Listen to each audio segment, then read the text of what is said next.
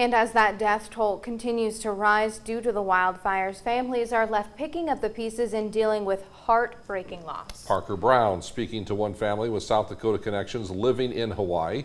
He is in studio with our 9 o'clock top story tonight. Parker. Good evening, Brian and Andrea. Melissa Tumbleson grew up in Del Rapids but has been living in Hawaii for the last 15 years with her boyfriend and 2 daughters on the island of Maui. They have not had to leave their home yet, but there are still fires raging nearby. Melissa Tumbleson and her family have been fortunate in some ways and unfortunate in other ways. Fire has not reached their home, but that doesn't mean they haven't felt any effects of the fires. The future of the infrastructure of Hawaii is definitely up in the air. Stores during the daytime get pretty insanely busy. A lot of issues with talking about our supply chain. Things were stocked on the shelves for the most part. What goes the fastest and what they're limiting is things like diapers, paper towels, formula. That's another huge one. The fires rage on, but Tumbleson says communication lines from the county have not been clear to those who have not evacuated. They've had to rely on each other in their tight-knit community to get information out.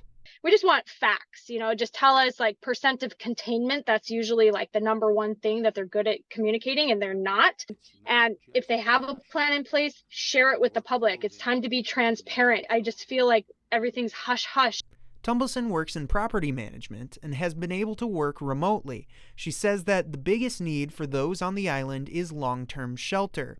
While they have been successful in getting a few displaced families from Lahaina into long-term shelter, she has found it difficult to help. It's hard to get red tape off of wanting to actually take action due to their concern with liability. Just imagine you lose your home, you lose your job, you lose all of your belongings, all destroyed all at one time. And these poor people are sleeping out in their vehicles. Her family in South Dakota has been concerned for their safety throughout the last week. Right now, they're fortunately safe, but they continue to live in uncertainty. It gives me a lot of anxiety. Future is uncertain.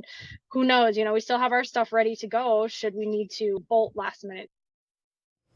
Now, as a reminder, you can still join Gray Television and Dakota News Now and give hope for Hawaii. You can make a difference and help them recover and rebuild. Just text Fire Relief to 51555 to make a donation. 100% of the funds will be used to support those affected by the disaster. Brian and Andrea. All right, Parker Brown tonight. Parker, thanks.